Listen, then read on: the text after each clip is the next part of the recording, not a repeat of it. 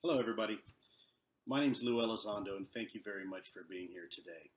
What I'd like to do is take just a moment first to thank Mr. Javard for his tireless efforts coordinating this very, very important forum that we are all attending here today. And I'd also like to thank some of the participants that are here today, and of course, you, ultimately, the audience, for being here. This is really a collective effort. We can't do it alone, and everybody needs to be part of this. And I think this is maybe one of the most important endeavors this century, and that is trying to figure out this enigma we call, this unexplained phenomena we call UFOs. So thank you very much for being here. What I'd like to do is really just start off the conversation with a simple question. And that question is, what does it mean to be human? And before you answer that question, I ask that you just take a moment and really think about it. What does it mean to be human? Is it the fact that we're made of flesh and blood? We have a body? Well, that's not really that uncommon. We share that in common with many other living things on this planet. So maybe it's because we can think for ourselves, right? Keeping in mind there's some invertebrates that can do that as well. So again, not that uncommon. So maybe it's because we walk on two legs and we're bipedal, and that's what sets us aside from everybody else and everything else. And, then again, that's a trait that we share with a common ostrich. So I don't think that's what makes us human. No, I think being human is perhaps one of the easiest things that we can feel and understand innately, but yet one of the most difficult things to be able to describe. And perhaps that is the one thing, being human, that sets us aside from every other life form on this planet. But what if for a moment mankind wasn't singular? Maybe just for a moment, it's mankind's, plural. Are we, as a society, even prepared to have that conversation? What if the things that make us human most, like emotions, love, empathy, are not necessarily unique traits to humans within the universe? Maybe other things can experience that too, and maybe the definition of being human isn't having two arms, two legs, and looking like this, or having a body, or having hair or no hair. Maybe being human is far more profound than that, and maybe those traits aren't unique to us. And so, for the past decade, I spent a good portion of my time pondering that very question, along with some very incredibly talented individuals within the U.S. government. And our reason for pondering this very question was due to our knowledge of some very extraordinary observations and data collected on behalf of the Advanced Aerospace Threat Identification Program, or you probably know it as ATIP. And what we learned during this time was nothing less than remarkable, in my opinion, and in the opinion of my colleagues. So, admittedly, when we first began our journey, we didn't know very much about the phenomena. We tried to keep it focused with Department of Defense equities and assets. So we had a very narrow scope of what we were trying to achieve. In fact, it was very narrow. It was just what was it and how did it work? And sometimes when people ask, I often joke that before I took the job, I couldn't even spell UFO. So as a result of a lot of our earlier efforts, you don't know what you don't know.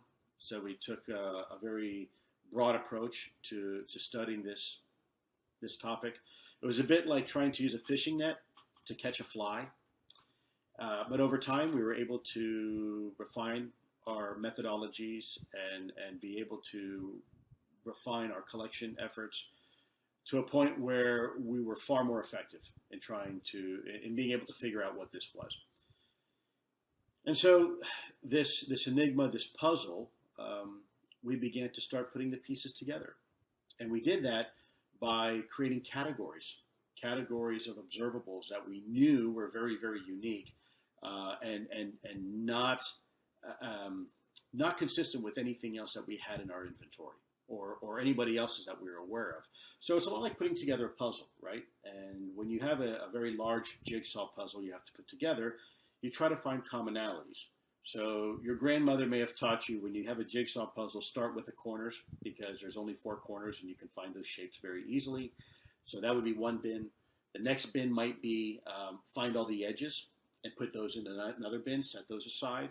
And then another category, another, if you will, observable would be maybe putting all the similar colors together because they're probably part of the same scene. And you would put those aside and bin those together. And very much in the same manner, we did the same with our program. We had these 5 categories, these bins, these observables that were completely unique and different than everything else. And so I'll rehash this very quickly for you. You probably already know what those are. But the 5 categories, the first one is sudden and instantaneous acceleration. The second one is hypersonic velocities, not supersonic, hypersonic, very, very fast. The third is low observability. It's a bit of an oxymoron, but believe it or not, that is one of the observables. It's hard to see. It's hard to catch on radar. The fourth one is transmedium travel, the potential for an object to maneuver effortlessly, whether in atmosphere, low Earth orbit, and potentially even underwater, believe it or not. And then the last observable being positive lift, or in the vernacular, anti-gravity, I guess you could call it.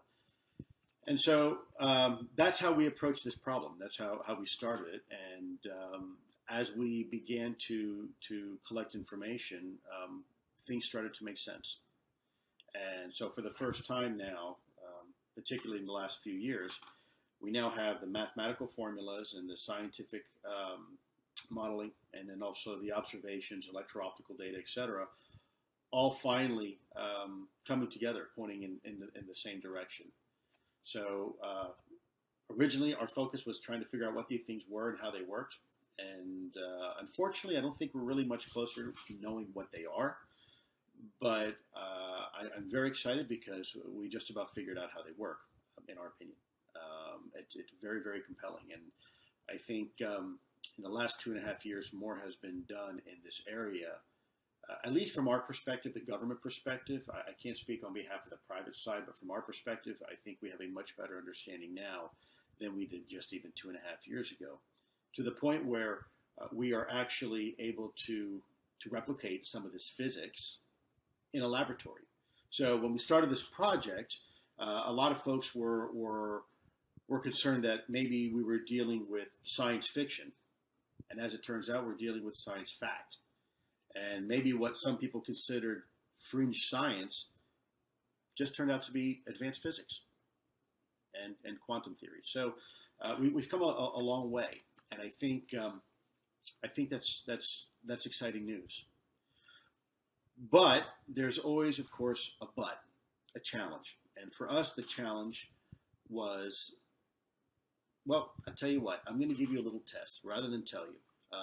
And there's no grade here, but just bear with me with it for this little exercise we're going to do. It'll only take a minute, I promise. I'm going to ask you, the audience, to think in your mind what comes to mind when I say the word parachute. Keeping in mind, para, Latin, Greek, usually means beside or above. Most people think of a life-saving device that stops you from hitting the ground, and generally something positive. So let me ask you another word. Paramedic. What does that mean to you? So usually people think, probably what you're thinking, a first responder, a lifesaver, generally someone who's going to do good for society, and it's something positive. So I'm going to ask you one more word. What does the word paranormal mean to you? I suspect some of you are having the same reaction that some of us had. And by the way, that's quite normal. It's also quite unnecessary. Paranormal is no different than paramedic or parachute or anything else with the para prefix. The reason why people react the way they do Maybe they have a shy hesitation. Maybe they kind of laugh or they raise an eyebrow. The reason why they do that is because of social stigma. Social stigma and social conditioning. And this is something that we've had to fight because I would submit to you, by definition, everything in this universe is considered paranormal until it becomes normal. Okay? Until we understand how something works, it is always, by definition, beyond normal. This computer I'm using right now, my daughter's computer, to have this conversation with you, 30 years ago, quite paranormal. Today, pretty normal. So this is some of the mindset that we're challenged in trying to break down these barriers so we can have the conversation. We can have the conversation, the collaboration between our leadership, between our elected officials, between each other, as countries, as societies, as civilizations. So I think these are some of the things that we need to try to combat the best we can and remove the social stigma from the conversation so we can really figure out what is it we're dealing with. Should we be scared? Should we be excited? Should we be apprehensive? Maybe this is a good thing. Maybe it's not a good thing. Is it a threat? Is it a blessing? We don't know. And I think we need more data. I think in the end we need more data. So that's a little bit about me. What I'd like to do is spend a few more minutes and answer some questions. I have 5 questions that were, actually I have a lot more questions than that, but I picked 5 questions that were submitted that generally tend to be the biggest questions people have about me and my motivations and what I'm doing and who I am. So I decided to take a few moments now and answer some of those questions for you, now that you know a little bit about me and the program and whatnot. So let's start with the first question. And this one comes from, looks like Australia. Why did I decide to leave the department? There's an old saying. Sometimes if you like an organization, you stay with it. Sometimes if you love an organization, you leave it.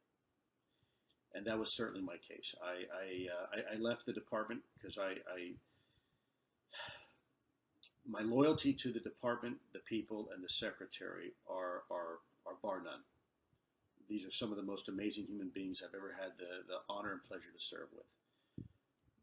But the bureaucratic challenges that existed within the department, I believe, needed to be changed.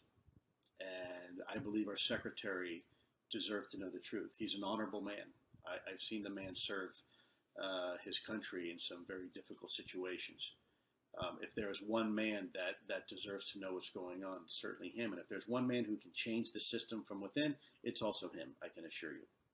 So that's why I left, and it hasn't been easy.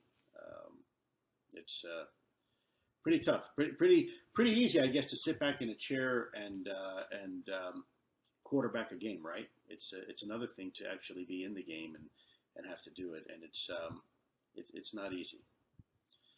Question number 2: do I believe in extraterrestrial life? Wow.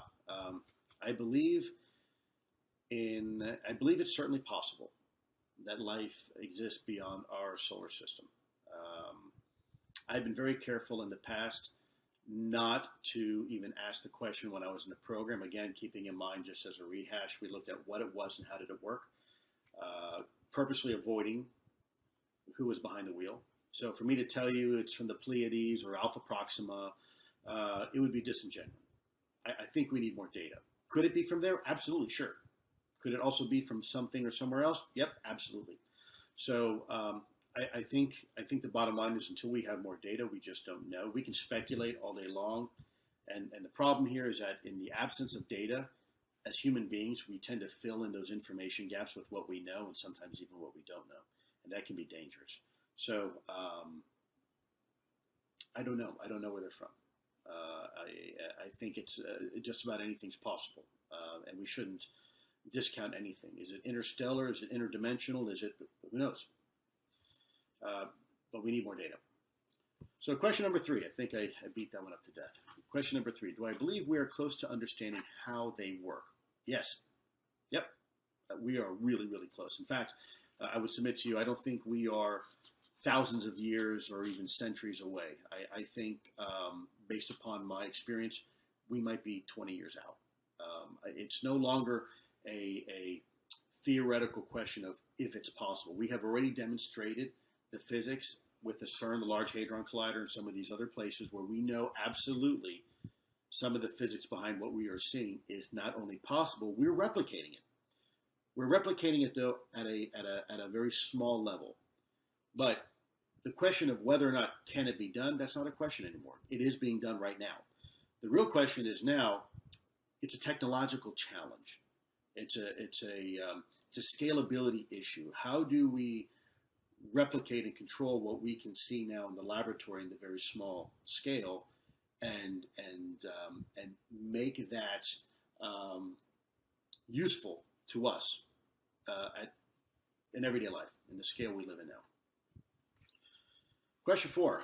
What was the largest single credit for success in ATIP? The people.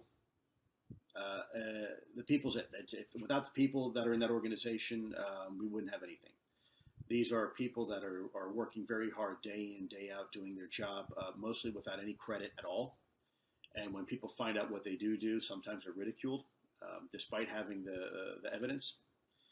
So these are very brave men and women that serve their country and serve society, and in my opinion, serve the world. I think they're doing the world a service. These are true heroes. And I'll leave it at that. And last question. How important is Latin America in helping the world better understand the phenomena?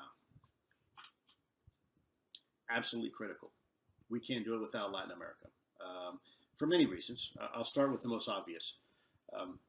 There are several nations in Latin America that have openly acknowledged you have a UAP program. And that is, I think, an exceptional position to have. I wish we were more like that. I think we could go a lot further if that was the case. So in that regard, you already have honest dialogue back and forth between your governments, the military, intelligence apparatuses, and the people. And I think that's vital.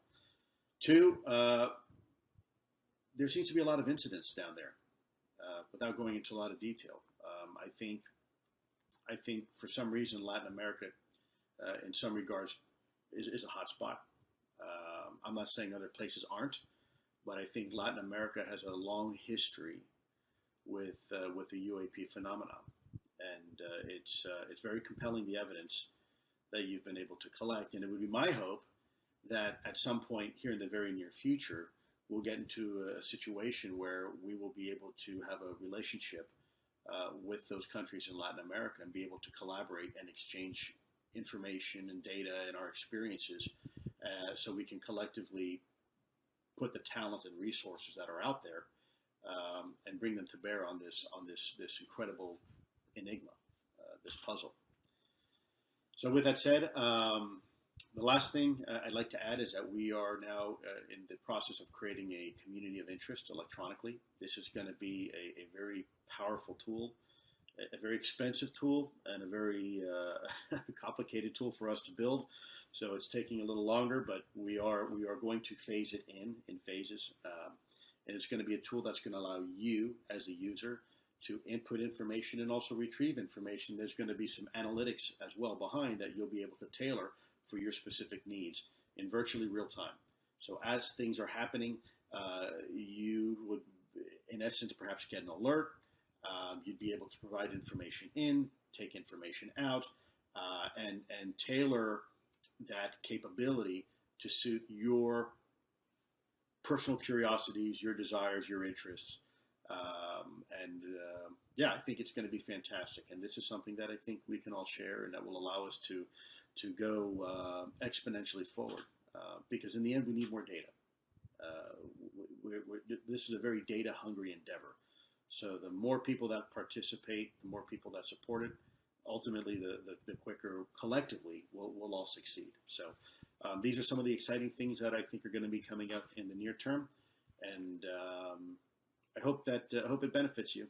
So thank you very much for having me. And if you're ever in the United States, any of you in the audience, please feel free to swing by. We'll have a cup of coffee, my treat, and I would love to chat. So I'm sorry I could not make it down this year. There were some reasons that were beyond our control, but I think hopefully next year maybe I can get down there. I'd love to get down there and have a chance to talk to you in person. So until then, thank you very much. Have a wonderful day, and God bless.